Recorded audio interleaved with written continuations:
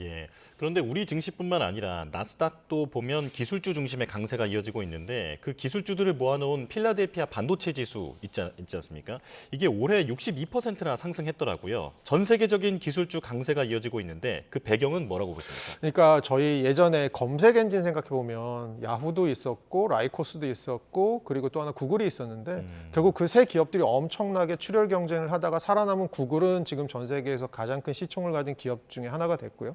나머지 두 개 기업은 잊혀졌지 않습니까? 어떻게 보면 산업의 생리인 것 같습니다. 지금 에이전틱 AI라고 하는 게 들어왔는데 이것은 기존의 LLM, 라지 랭귀지 모델이랑 다른 점은 판단을 해준다라는 겁니다. 근데 이 AI에 있어서 결국은 마지막 날에는 승자가 마치 전에 IT 업종에서 있었던 검색 엔진처럼 하나로 결정될 것 같다. 그러기 위해서 우선은 가장 그 버텀 라인, 그러니까 가장 먼저 깔려야 되는 게 뭐냐면 우선 투자는 막대하게 기업들이 하고 있는 겁니다. 그리고 나서 승자가 누굴지 한번 보자. 내가 되겠지라는 생각을 좀 달리고 있는 과정. 그 과정에 에이전틱 AI에 결국 메모리가 굉장히 많이 필요하다는 거예요. 추론을 하는 데 있어서는.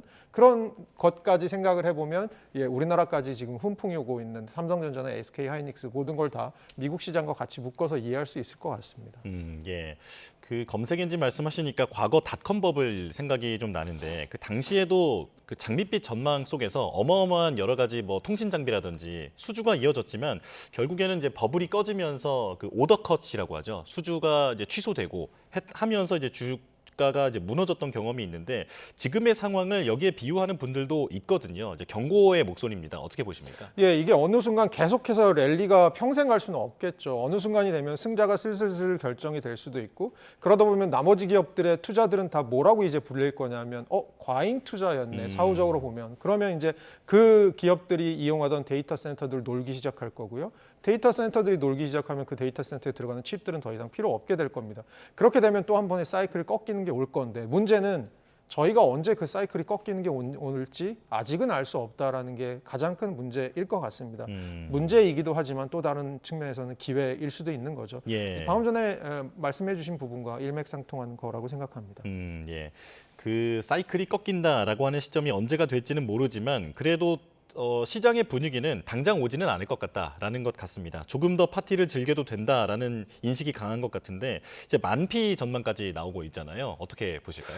그러니까 만피가 되게 멀리 있는 것 같긴 한데 제가 지금 보니까 저희가 3천에서 지금 오는 게 거의 한 2배 넘게 왔잖아요. 이게 불과 한 제가 지금 찾아보니까 5년 안에 일어난 일이더라고요. 네. 근데 이제 7천이 지금 넘은 상황에서 만이다. 그러면 사실 지수상으로는 한 2,500 정도 지금 남은 상황이잖아요.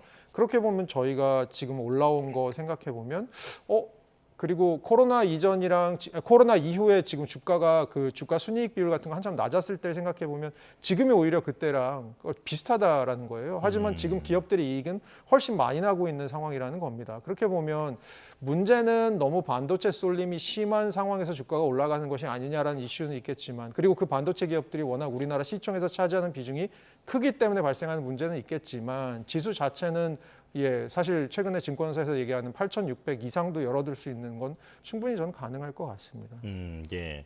이제 1년 전 수치를 보면 코스피가 한 2,300에서 400선 이 정도였다 보니까 지금 이제 7,000선이 넘은 게 너무 비현실적으로 느껴질 정도로 좀 빠른 급등이긴 합니다.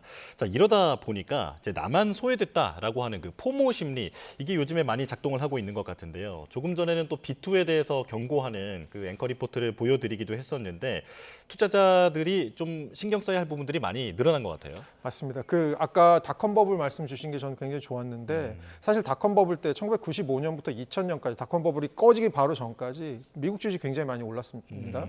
그때 주식을 예를 들어 5년 동안 잘 참고 ETF로 들고 계신 분은 수익률이 1000%가 넘었다라는 겁니다. 근데 그 5년간의 기간 동안 하루에 주식이 전 고점 대비 10% 넘게 빠진 날이 열흘이 넘게 있었다라는 거예요. 그러니까 주식이 올라가면 올라갈수록 밸류에이션 부담이라고 할까요?